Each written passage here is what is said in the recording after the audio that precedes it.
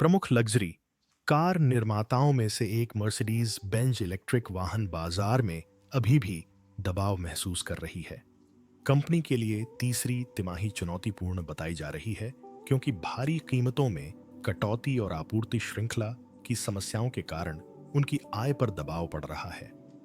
Mercedes Benz का कहना है कि इलेक्ट्रिक वाहनों का बाजार तेजी से बढ़ रहा है और कंपनी ने चेतावनी दी है कि आने वाले महीनों में इसका उसके मुनाफे पर असर पड़ सकता है। जब बात ऑटोमोटिव जगत की आती है तो संभावनाएं अनंत हैं। हाल ही में एक अचानक घोषणा के जरिए मर्सिडीज बेंज ने दुनिया को एक ऐसे अभूतपूर्व नवाचार की जानकारी दी जो ऑटो उद्योग का भविष्य पूरी तरह बदल सकता है। यह सिर्फ एक नया इंजन नहीं है, बल्कि इलेक्ट्रिक वाहनों के प्रभुत्व को सीधी चुनौती है। मर्सिडीज बेंज ने कहा कि कड़ी मूल्य प्रतिस्पर्धा और आपूर्ति श्रृंखला की समस्याएं इलेक्ट्रिक वाहन बाजार को एक कठिन चुनौती बना रही हैं। अद्भुत रेंज, बेजोड़ टिकाऊपन और अभूतपूर्व स्थिरता का वादा करने वाला यह नवाचार पूरे इलेक्ट्रिक वाहन बाजार को बदल सकता है। क्या यह दहन तकनीक की अप्रत्याशित वापसी का क्षण हो सकता है, या यह एक नए युग की शुरुआत मात्र है? हमारे साथ जुड़ें और जानें कि मर्सिडीज बेंज इस खेल को हमेशा के लिए कैसे बदलने की योजना बना रही है। मर्सिडीज ने फिर से कमाल कर दिया है। मर्सिडीज ने एक क्रांतिकारी इंजन से ऑटोमोटिव जगत को चौंका दिया है जो कारों के बारे में हमारी सारी जानकारी बदल सकता है। उन्होंने हाल ही में अपने game changing axial flux Motors का अनावरण किया है। यह इलेक्ट्रिक वाहन तकनीक में एक बड़ी छलांग है। इस साल से कंपनी में ही निर्मित ये क्रांतिकारी इंजन आगामी इलेक्ट्रिक और हाइब्रिड वाहनों के लिए बेहतर प्रदर्शन और बेहतर दक्षता प्रदान करने के लिए तैयार हैं। इस नवाचार से मर्सिडीज के इलेक्ट्रिक कारों के उत्पादन के तरीके में बदलाव आने की उम्मीद है। अगर इलेक्ट्रिक वाहन भविष्य हैं, तो हम पुरानी तकनीक का इस्तेमाल करके उस तक कैसे पहुंचेंगे? एएमजी वाहनों जैसे प्रदर्शन उन्मुख मॉडलों में इस्तेमाल होने वाले मोटर ज्यादा शक्तिशाली और कुशल होंगे। मर्सिडीज इन्हें अपने बर्लिन प्लांट में बनाने की योजना बना रही है, जिससे इलेक्ट्रिक मोटर बैटरी और पावर इलेक्ट्रॉनिक्स सहित पूरे इलेक्ट्रिक पावर ट्रेन सिस्टम पर कड़ा नियंत्रण सुनिश्चित होगा। इस एकीकरण का उद्देश्य उनके इलेक्ट्रिक वाहनों को ज्यादा विश्वसनीय और किफायती बनाना है, जिससे मर्सिडीज की इलेक्ट्रिक रणनीति को बढ़ावा मिलेगा, क्योंकि वे अगले साल तक अपनी आधी कारों को पूरी तरह से इलेक्ट्रिक या हाइब्रिड बनाने का प्रयास कर रहे हैं। इन एक्सियल मोटर्स के घरेलू उत्पादन की ओर कदम बढ़ाना मर्सिडीज के वर्टिकल इंटीग्रेशन की ओर बढ़ते कदम को दर्शाता है, जिससे बाहरी आपूर्तिकर्ताओं पर उसकी निर्भरता कम होगी और वह तेजी से विकसित हो रहे इलेक्ट्रिक वाहन बाजार में अग्रणी के रूप में अपनी स्थिति बनाएगी। ये उन्नत मोटर्स ज्यादा सक्षम हाइब्रिड और कुशल इलेक्ट्रिक वाहनों को संभव बनाएंगी, जिससे इलेक्ट्रिक मोबिलिटी में भविष्य के विकास का मार्ग प्रशस्त होगा। अब आप सोच रहे होंगे कि इस इंजन को इतना अनोखा क्या बनाता है। यह सिर्फ पावर की बात नहीं है, बल्कि कम से ज्यादा काम करने की बात है। शुरुआती रिपोर्टों से पता चलता है कि इस इंजन में नवीन सामग्रियों और उन्नत इंजीनियरिंग का इस्तेमाल किया गया है, ताकि यह बेजोड़ प्रदर्शन के साथ साथ हल्का और अधिक कुशल भी हो। एक ऐसे इंजन के बारे में सोचिए जो बेहतर माइलेज, कम उत्सर्जन और लंबी उम्र प्रदान करे और साथ ही लागत भी कम रखे। मर्सिडीज ने पारंपरिक इंजीनियरिंग प्रतिभा को भविष्य की सोच के साथ मिश्रित किया है और परिणाम आश्चर्यजनक हैं। लेकिन सिर्फ स्पेसिफिकेशन ही इस खुलासे को इतना रोमांचक नहीं बनाते, बल्कि इसकी टाइमिंग भी है। इलेक्ट्रिक गाड़ियों के सुर्खियों में छाए रहने के साथ मर्सिडीज ने एक और दिशा में साहसिक कदम उठाया है। कंपनी का कहना है कि कुछ प्रतिद्वंद्वी कंपनियां पारंपरिक मॉडल की तुलना में कम कीमत पर इलेक्ट्रिक कारें बेच रही हैं, जबकि उन्हें बनाने में ज्यादा खर्च आता है। कंपनी ने संकेत दिया है कि यह इंजन रेंज और विश्वसनीयता के मामले में सर्वश्रेष्ठ इलेक्ट्रिक वाहनों को भी मात दे सकता है। हालांकि इलेक्ट्रिक वाहन चार्जिंग इंफ्रास्ट्रक्चर पर बहुत अधिक निर्भर करते हैं। यह नया इंजन सुविधा और स्वतंत्रता प्रदान कर सकता है, जिससे ड्राइवरों को बैटरी खत्म होने की चिंता किए बिना स्वतंत्रता मिलेगी। यह कदम मर्सिडीज के भविष्य के दृष्टिकोण को भी दर्शाता है। कंपनी हमेशा से ऑटोमोटिव जगत में असंभव को संभव बनाने के लिए जानी जाती रही है और यह इंजन दिखाता है कि वे इलेक्ट्रिक वाहनों को बिना किसी विरोध के आगे बढ़ने नहीं देंगे। तो इसे गेम चेंजर क्यों कहा जा रहा है? क्योंकि यह कारों के भविष्य के बारे में हमारी सभी धारणाओं को चुनौती देता है। मर्सिडीज न केवल मौजूदा चीजों में सुधार कर रही है, बल्कि उन्हें नए सिरे से परिभाषित भी कर रही है। यह नया इंजन अन्य वाहन निर्माताओं को अपनी रणनीतियों पर पुनर्विचार करने और तेज, स्वच्छ और अधिक अनुकूलनीय तकनीकें विकसित करने के लिए मजबूर कर सकता है। उपभोक्ताओं के लिए इसका बहुत बड़ा महत्व है। वर्षों से लोग हमेशा ऐसी कार की तलाश में रहे हैं जो शक्तिशाली, कुशल, किफायती और विश्वसनीय हो। यह इंजन ड्राइवरों की लागत कम कर सकता है और साथ ही ड्राइविंग अनुभव को बेहतर बना सकता है। मर्सिडीज एक नया मानक स्थापित कर रही है और यह एक ऐसा मानक है जिसे अन्य ब्रांड्स के लिए बनाए रखना मुश्किल हो सकता है। दिलचस्प बात यह है कि इस नवाचार की सबसे आश्चर्यजनक बात इसकी उन्नत तकनीक है, जो कारों में शक्ति, दक्षता और स्थायित्व के बारे में हमारी सोच को बदलने का वादा करती है।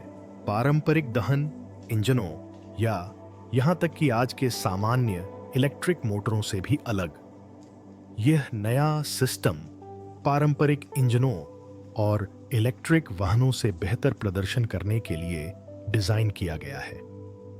इसे और भी रोचक बनाने के लिए आइए जानें कि इस इंजन को इतना शक्तिशाली क्या बनाता है और यह ऑटोमोटिव उद्योग में पहले से ही क्यों चर्चा का विषय बना हुआ है। इस नवाचार के पीछे की शक्ति। याद कीजिए कि इस वीडियो में पहले हमने game changing axial flux Motors का जिक्र किया था। जी हां, हमने कोई गलती नहीं की। मर्सिडीज द्वारा इस्तेमाल की गई एक्सियल फ्लक्स मोटर्स ही इस अभूतपूर्व तकनीक का मूल है। ये मोटरें पारंपरिक रेडियल फ्लक्स मोटरों से अलग हैं, जिनका इस्तेमाल आमतौर पर ज्यादातर वाहनों में किया जाता है, जिनमें इलेक्ट्रिक वाहन भी शामिल हैं।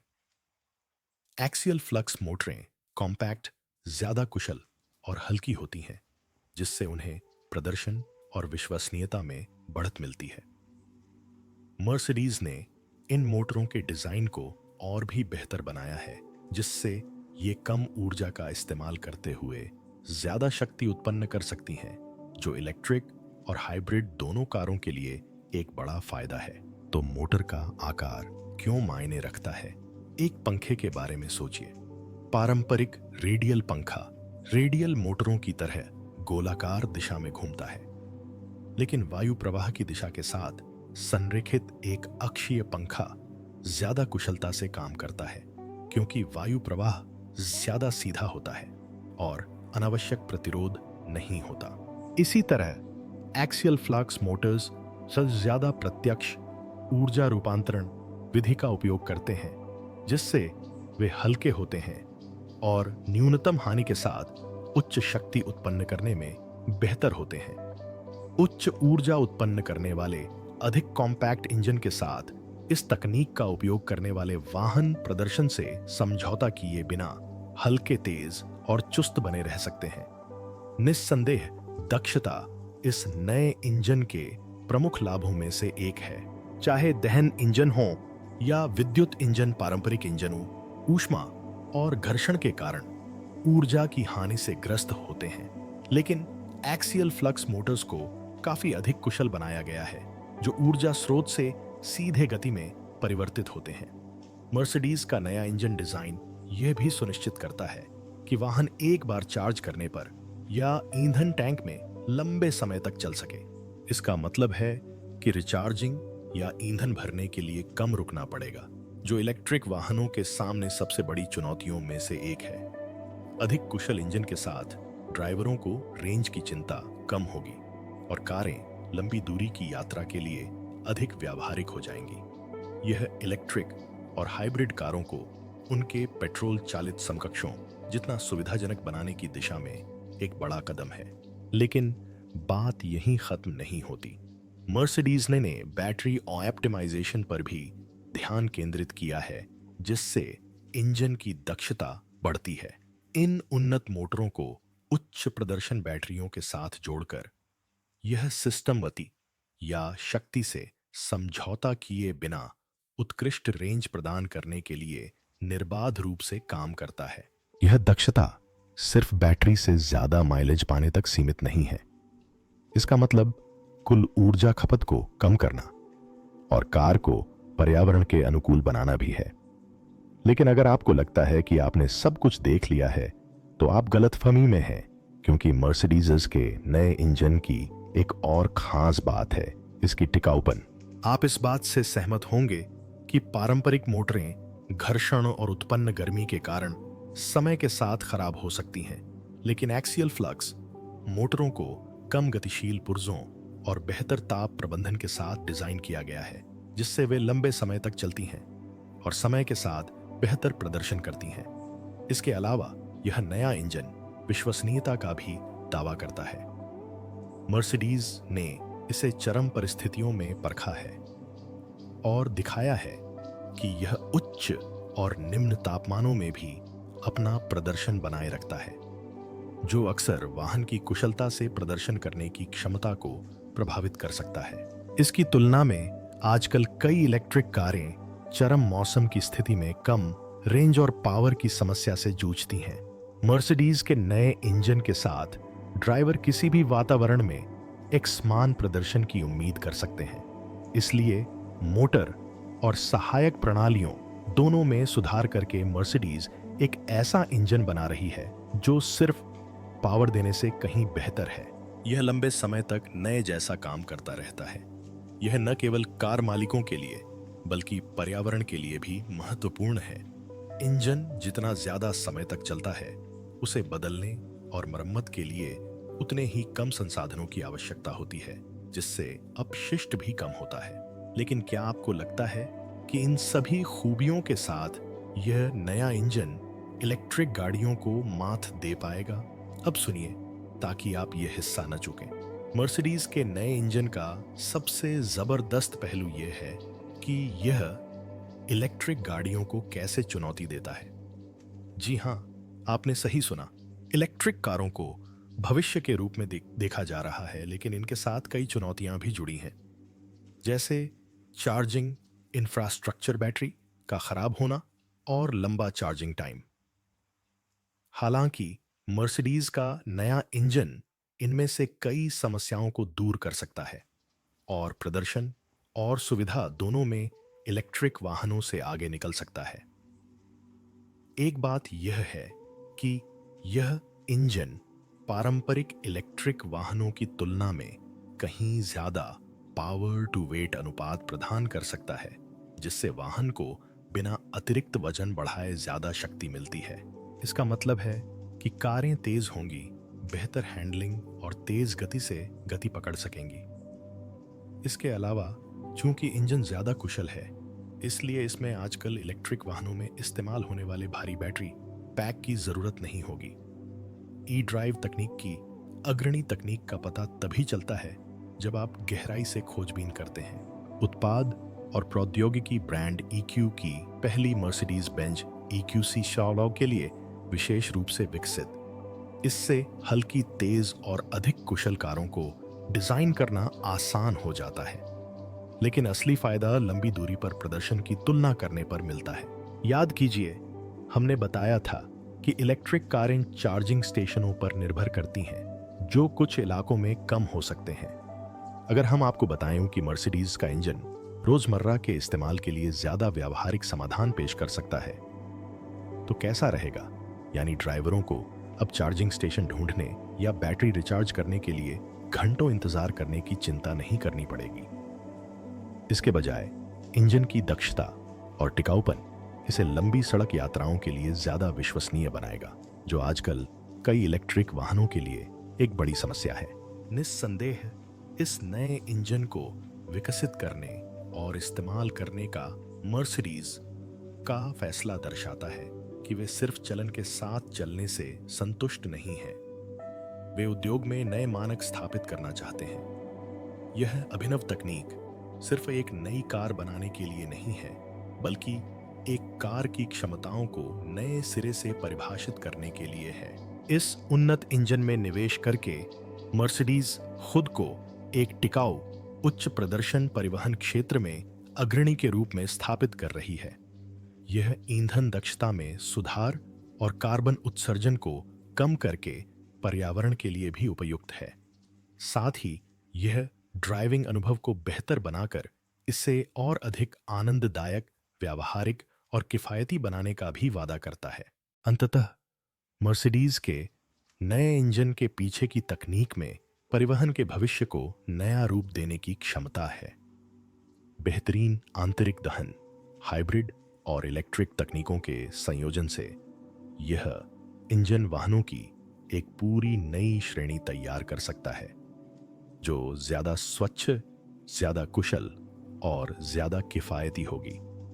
यह इंजन ड्राइविंग की अगली पीढ़ी का प्रतिनिधित्व करता है, जहां प्रदर्शन और स्थायित्व एक साथ चलते हैं। यह सिर्फ एक बिंदु से दूसरे बिंदु तक पहुंचने के बारे में नहीं है, बल्कि कारों के बारे में हमारी सोच और हमारे जीवन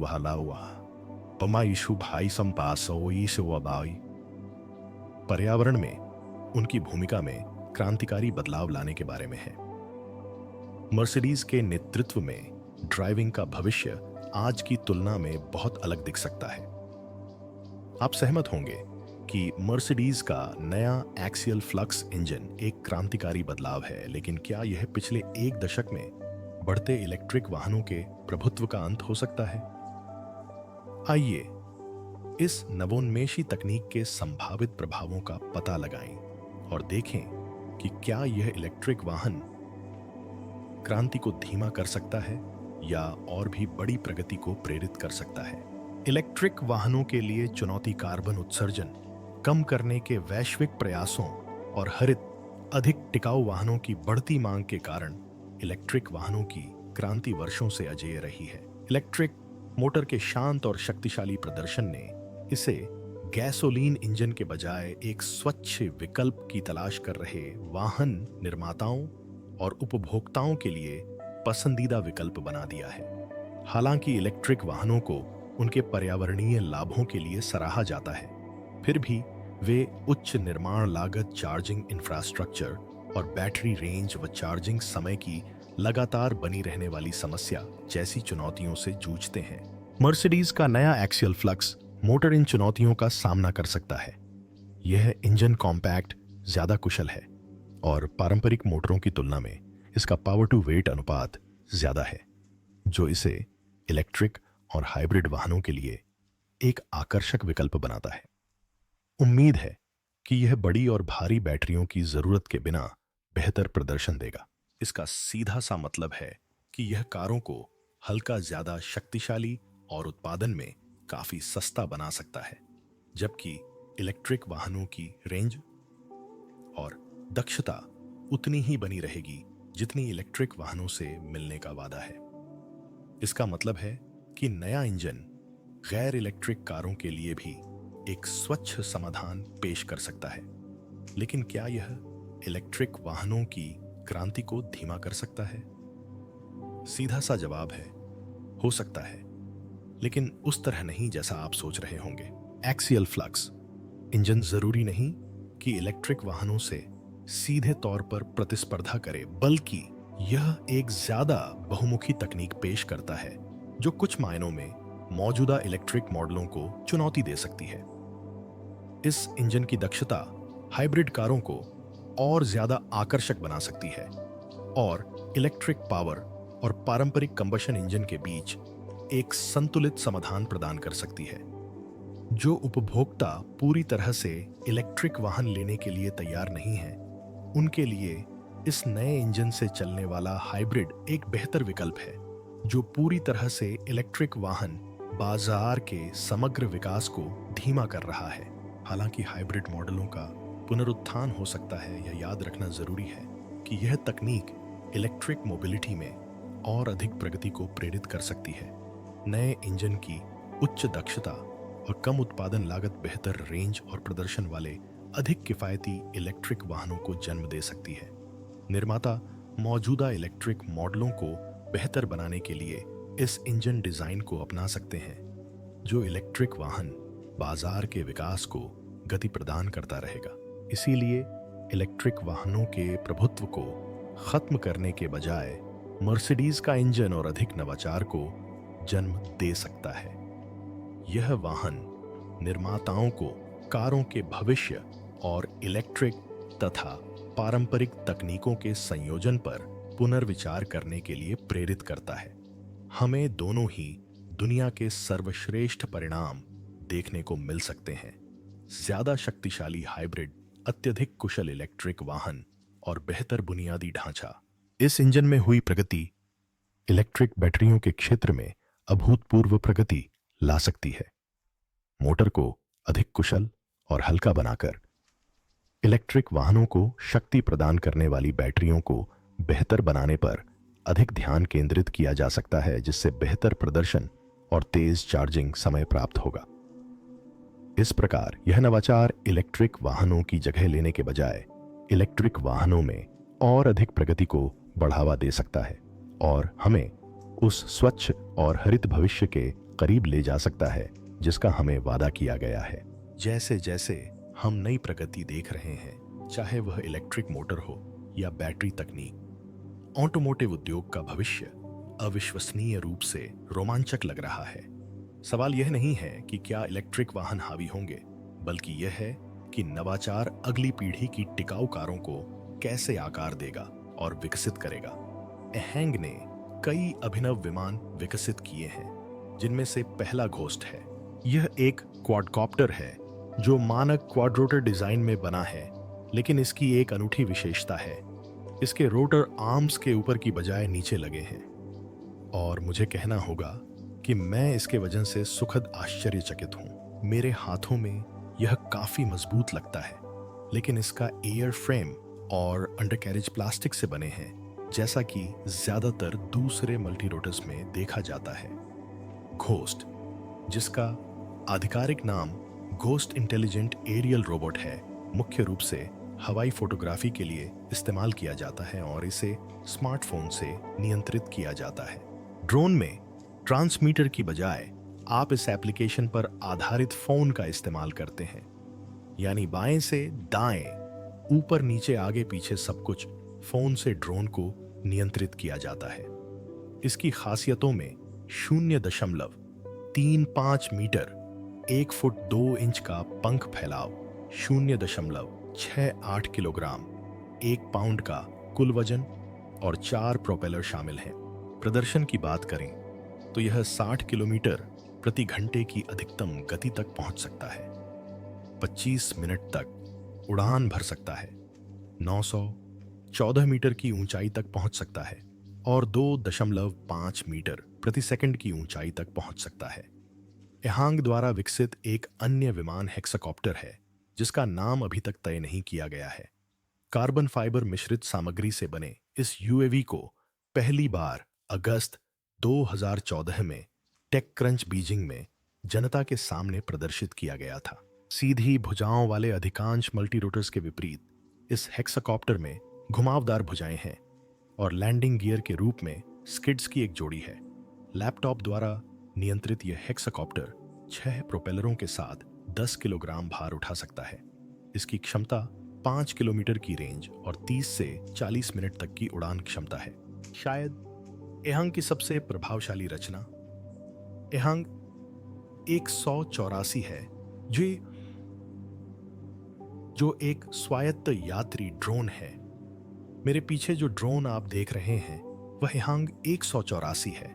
100 किलोमीटर प्रति घंटे से ज्यादा की रफ्तार पकड़ने में सक्षम इसने 2015 में यात्रियों को ले जाना शुरू किया था और फरवरी 2018 तक 40 से ज्यादा यात्राएं पूरी कर ली थीं। इससे पहले के 3 वर्षों में 1000 से ज्यादा परीक्षण उड़ानें आयोजित की गईं, जिनमें तूफानी परिस्थितियों, कम दृश्यता और रात्रिकालीन अभियानों में चुनौतीपूर्ण उड़ानें शामिल थीं। एहांग 184 में 4 भुजाओं पर 8 प्रोपेलर लगे हैं और यह एक यात्री को ले जा सकता है। जुलाई 2018 तक 30 से 40 एकल पायलट मॉडल बनाए जा चुके थे।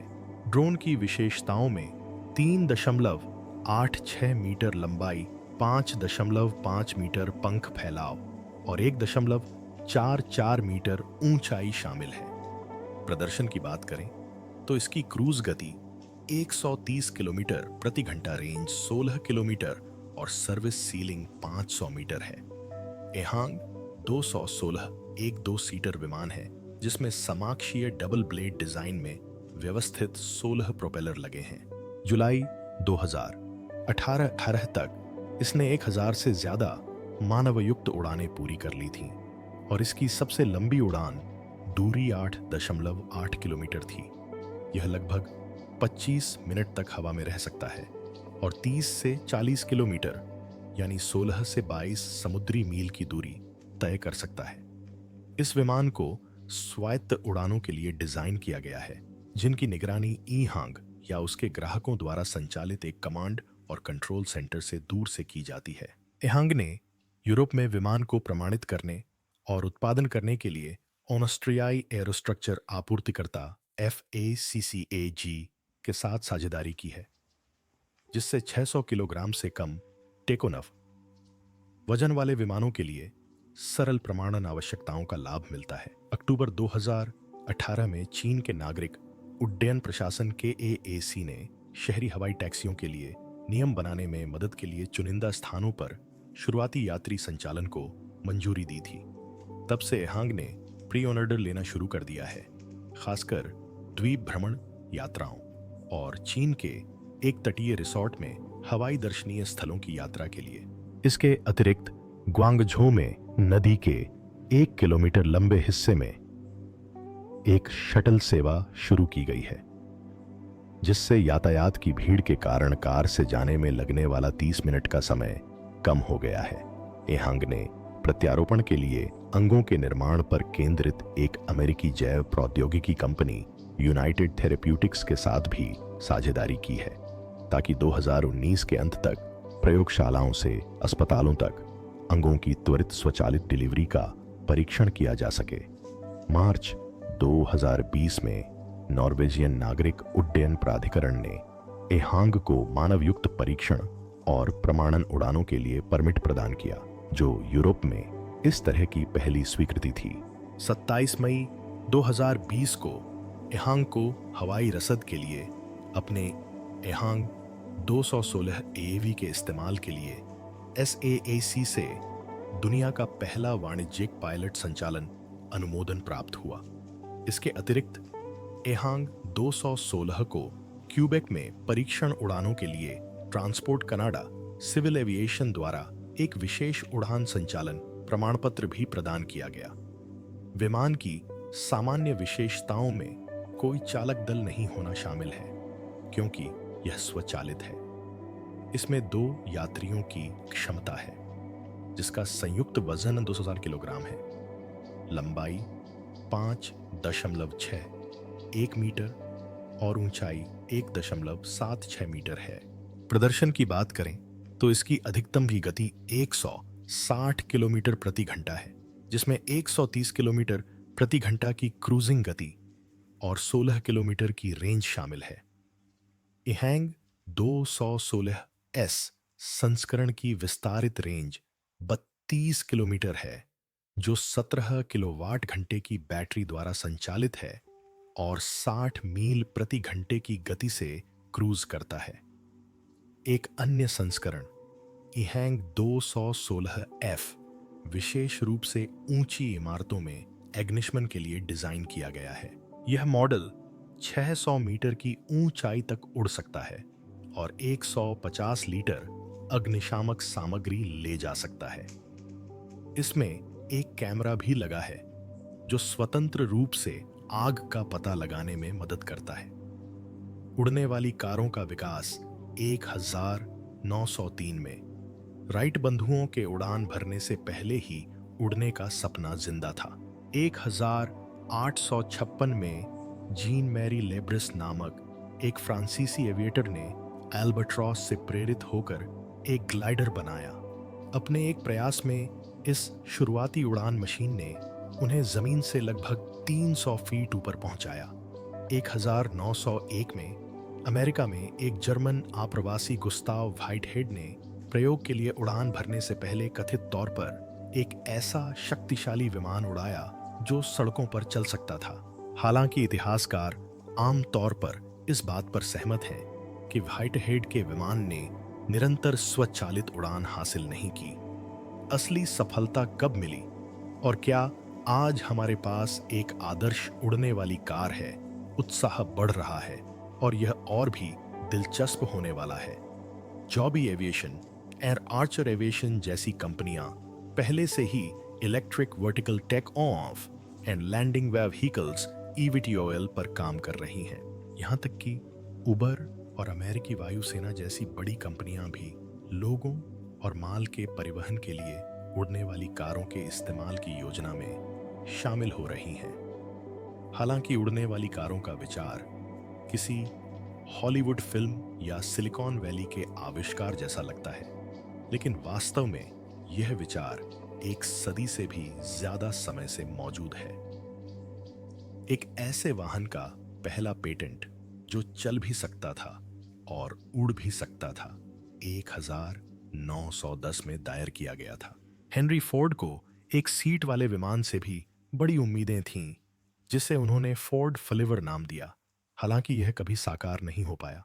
1917 में विमान डिजाइनर ग्लेन कर्टिस ने ऑटोप्लेन विकसित किया, जिसमें एक पुशर प्रोपेलर और अलग करने योग्य उड़ान सतहें थीं, जिनमें एक ट्रिप्लेन विंग और 2 टेल शामिल थे। हालांकि यह उछल सकता था, लेकिन यह कभी पूरी तरह से उड़ा नहीं। 1935 में कॉन्स्टेंटिनोस व्लाचोस ने एक गोलाकार पंख वाले ट्राइफेबियन वाहन का एक प्रोटोटाइप बनाया, लेकिन वॉशिंगटन डीसी में एक प्रदर्शन के दौरान इंजन में विस्फोट होने के बाद उसमें आग लग गई। व्लाचोस गंभीर रूप से घायल हो गए और कई महीनों तक अस्पताल में रहे। इस घटना को एक न्यूज़रील में भी कैद किया गया। पहली वास्तविक सफलता 1937 में मिली, जब वाटरमैन एरोबाइल ने उड़ान भरी। उड़ान चमवासी हालांकि अपनी अभिनव बिना पूंछ वाली डिजाइन और 2 सीटों वाली क्षमता के बावजूद इसे ज्यादा लोकप्रियता नहीं मिली और इसकी केवल 5 इकाइयां ही बनाई गईं।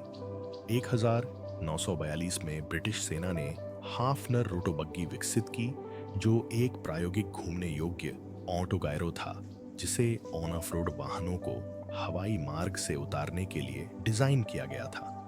अपने उन्नत रूप में रोटोबग्गी 70 मील प्रति घंटे की उड़ान गति प्राप्त करने में सफल रही। हालांकि वैकोहेड्रियन, आदि सकीपा बातों विषय और एयर स्पीड होर्सा जैसे वाहनों को ले जाने वाले ग्लाइडरों के आगमन के साथ इस परियोजना को अंततः रद्द कर दिया गया। फिर 1946 में फुल्टन FA 2 एयरफिबियन एक घूमने योग्य विमान पेश किया गया। हालांकि यह बहुत व्यावहारिक नहीं था, लेकिन इसमें हटाए जा सकने वाले पूंछ वाले हिस्से और पंख थे, जो उड़ने वाली कारों की बढ़ती हुई अवधारणाओं की सूची में एक और नाम जुड़ गया। इसी दौरान 1940 के दशक में कॉन्वेयर कार का उदय हुआ, जो मूलतः एक हवाई जहाज से जुड़ी सेडान कार थी। 1959 में कनाडाई और ब्रिटिश सेना ने एवरोकार बनाई, जो विशेष रूप से सैन्य उपयोग के लिए डिजाइन की गई पहली उड़ने वाली कार थी। इसका आकार पारंपरिक कार के डिजाइन के बजाय तश्तरी जैसा था।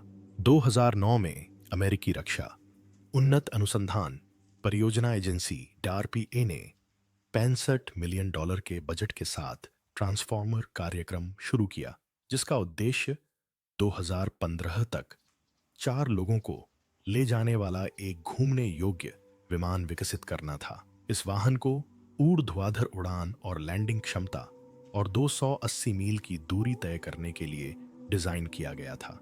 इसके लिए AAI कॉरपोरेशन और लॉकहीड मार्टिन को अनुबंध दिए गए थे। लेकिन 2013 में यह कार्यक्रम रद्द कर दिया गया।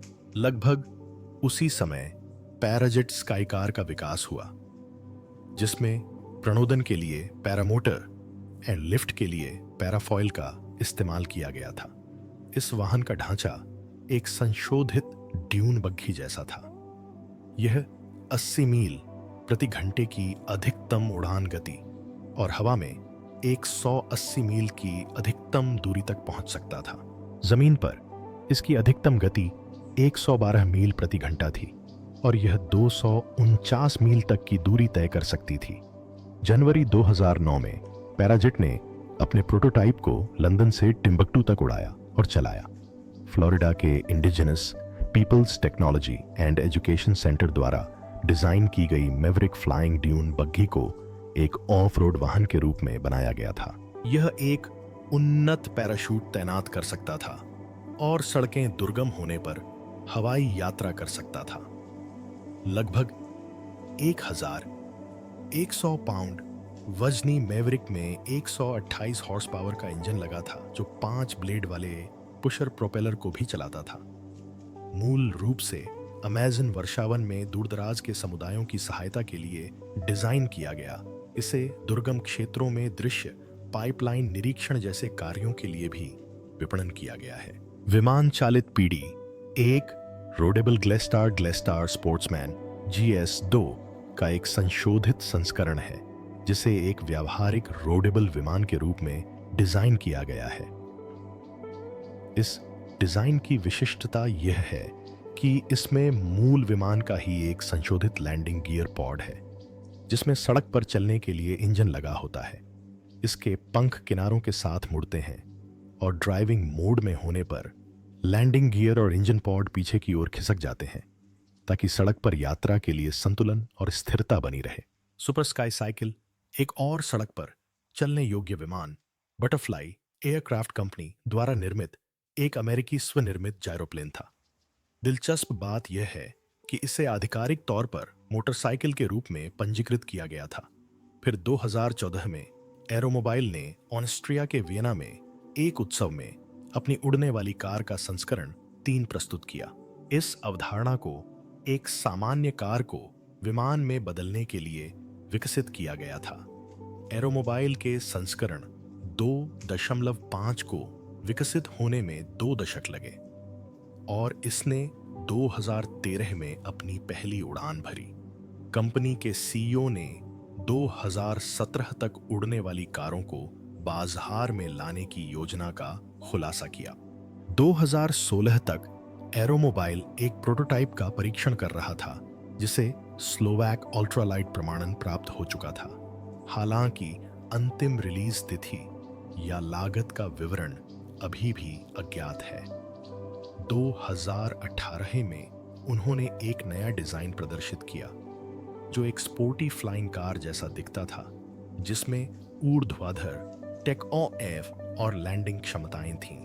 एरोमोबाइल 2.5 में फोल्डिंग विंग्स और रोटैक्स 912 इंजन लगा है। यह 200 किलोमीटर प्रति घंटे की रफ्तार और 690 किलोमीटर की रेंज तक पहुंच सकता है और इसकी पहली सफल उड़ान 2013 में हुई थी। 29 अक्टूबर 2014 को स्लोवाक स्टार्टअप कंपनी एरोमोबाइल ने वियना में एक कार्यक्रम में एरोमोबाइल 3 मॉडल का सार्वजनिक अनावरण किया। एरोनॉटिकल इंजीनियर मोल्टन टेलर द्वारा निर्मित एरोकार UFO के आकार वाली एवरकार जैसी डिजाइनों से अलग नजर आई। इसे बिना किसी रुकावट के ड्राइविंग से लेकर उड़ने और फिर वापस ड्राइविंग तक के सहज संक्रमण के लिए बनाया गया था। यहां तक कि फोर्ड ने भी एक बार इस गाड़ी को बाजार में लाने पर विचार किया था।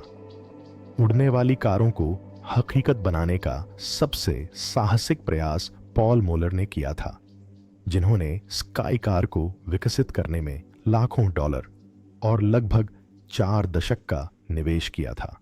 2017 में उन्होंने अपनी इस कृति को ईबे पर $50 लाख की निर्धारित कीमत पर बिक्री के लिए रखा।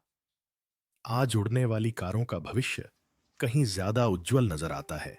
मिनीवैन में हवाई जहाज जोड़ने के दिन अब बीत चुके हैं। एरोमोबाइल 4 और क्लेन विजन एयर कार जैसे वाहन भविष्य के आसमानी रास्तों के लिए कहीं अधिक आशाजनक हैं। उड़ने वाली कारों की सफलता के लिए उन्हें सड़कों और हवा दोनों पर सुरक्षित और विश्वसनीय होना जरूरी है। फिलहाल इन्हें चलाने के लिए ड्राइवर और पायलट दोनों की जरूरत होती है। व्यापक उपयोग के लिए उन्हें पर्यावरण के अनुकूल भी होना होगा। बिना लाइसेंस प्राप्त पायलट के उड़ान भरने में सक्षम होना होगा और उनकी कीमत इतनी उचित होनी चाहिए कि खरीदार वाहन और उसके रखरखाव दोनों का खर्च उठा सकें। इसके कई डिजाइन विकल्प उपलब्ध हैं, जिनमें उड़ान के लिए अनुकूलित कारें जैसे एवीई मिजार से लेकर सड़क पर इस्तेमाल के लिए अनुकूलित विमान जैसे विमान चालित पीडी-1 शामिल हैं। इनमें से ज्यादातर विशेष रूप से निर्मित उड़ने वाली कारों के मॉडल हैं। सड़क पर पहिए प्रणोदन का काम संभालते हैं, जबकि हवा में लिफ्ट स्थिर पंखों, हेलीकॉप्टर रोटरों या सीधे इंजन के थ्रस्ट द्वारा प्रदान की जाती है। इसका एक अनूठा उदाहरण एलएफ मॉडल ए है, जहां कार का शरीर खोखला होता है और इसके किनारे पंखों का काम करते हैं। हवा में उड़ते ही कार बगल में घूम जाती है, एक द्विविमान में बदल जाती है, जबकि केबिन सीधा खड़ा रहता है। आपको यह नई उड़ने वाली कार कैसी लगी? क्या आप इसमें सवारी करने के लिए उत्सुक हैं? अपने विचार कमेंट में लिखें। अगर आपको यह वीडियो पसंद आया हो तो इसे लाइक, शेयर और हमारे चैनल को सब्सक्राइब करना न भूलें। अपनी स्क्रीन पर अगला वीडियो देखना न भूलें। आपको पसंद आएगा।